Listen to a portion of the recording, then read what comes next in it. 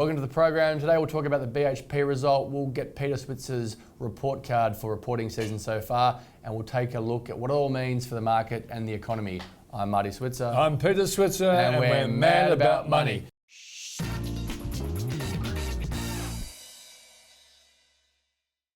Pete, BHP reported late last night, revenue up, profits up, dividends up. Your thoughts on the result? Well, I think it even surprised me. I was expecting a better result. I thought that... A better result? Oh, no, sorry. I was thinking a better result compared to last year. Yeah. But I didn't think we would see such generosity. You know, like with the dividend? Dividend going up to 40 US cents. That's a 25% increase. That's quite extraordinary. So the progressive dividend policy has remained? Yeah, but they're not going to mention those words ever again because they've got themselves in a lot of trouble. And it just explains, it's related to this enormous turnaround in the iron ore price.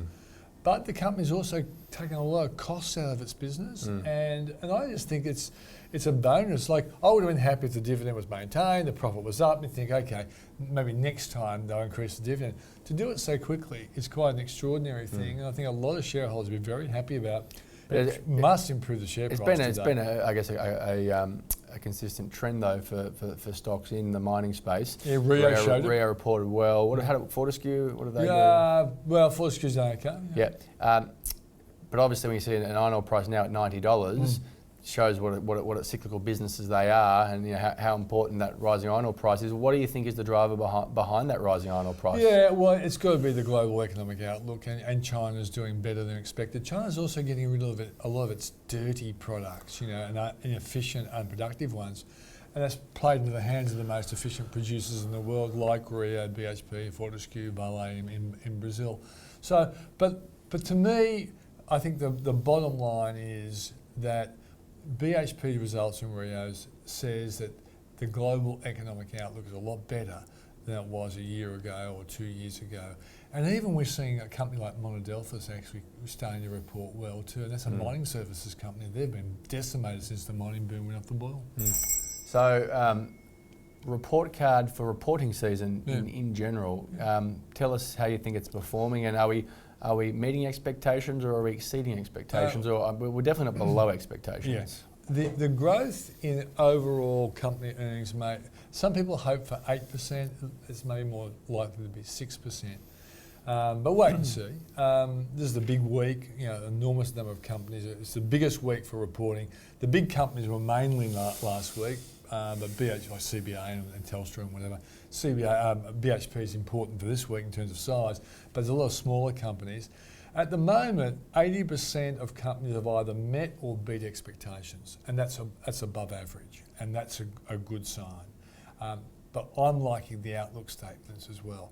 They're more positive than they have been in the past, which you'd expect, but they're kind of building up an expectation that companies see things improving, and it's kind of linking up with I think more positive views on the economy, because the economy is improving. You'd expect the company's profits to be improving as well, and I think I guess if you throw in the what are you going to give it a B? Yeah, maybe a B plus. B plus. Yeah, if it hit 8, I give it an A. If it was being 8, A plus. Okay, so let's move on. Markets and economic outlook. Yeah. Reserve Bank's come out recently a lot more optimistic than some may have thought. Rates definitely look like they're on hold, not going down. Your thoughts in general about the current market situation, and can this rally that we've been seeing in stocks persist since the election of the Donald continue? Yeah, I think a pullback's going to happen eventually. I think the US market's about 10% over its 200-day moving average, and that's a sign that there really has been a lot of buying. And when there's a lot of buying, you kind of expect a pullback. I wouldn't expect a deep pullback unless Trump's policies unwind in the Congress. If they're not supporting the sort of the reduction in company tax, the tax cuts that everyone's waiting 35 down to 15%. Republicans will shoot for 20, they won't go for 15. But they get something like that out, the market will think this has all been worthwhile. I think the Republicans can deliver softer regulations on banks, so that shouldn't be a big problem.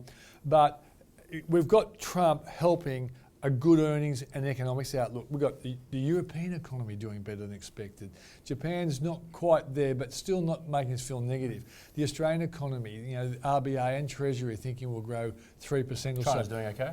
And China's doing better than expected. And you also throw in locally that business conditions reading last week went from 8 to 16, with the long-term average being 4.8. So people in business in Australia are saying right now, things are pretty good. And I think putting it all together is a good reason, to be optimistic for 2017. I think a pullback on the market is kind of overdue, but it won't be a deep one. It'll be seen as a buying opportunity, and we should ride up to probably 6,000 on the ASX 200 index by mid-year, and maybe 6,300 by the end of the year.